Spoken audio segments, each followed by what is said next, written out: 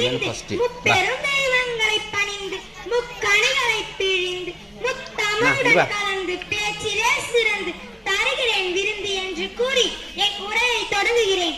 என் பெயர் ஞான நந்தினி. நான் 9ஆம் வகுப்பு படிக்கிறேன். நான் பேச எடுத்துக்கொண்ட தலைப்பியாவினில் அறிவே அழகை பற்றி உங்கள் முன் சிறிதளவு எடுத்து கூற வந்துள்ளேன். அறிவே அழகு. எந்த அழகு உன் முகத்தை மட்டுமல்லாமல் உன் ஆன்மாவையும் பிரகாசிக்க வைக்கிறதோ, எந்த அழகு உனக்கு வயது ஆக ஆக குறையாமல் கூடிக்கொண்டே நிற்கிறதோ, எந்த அழகு உனக்கு ஆபத்து ஏற்படுத்தாமல் ஆபத்திலிருந்து காத்து நிற்கிறதோ அதுதான் உண்மையான அழகு. அந்த அழகை வெள்ளம் அடித்துக் கொண்டு போகாது. வெந்தனால் வேக வைக்க முடியாது. எதிரியால் கூட எடுத்துக்கொள்ள முடியாது.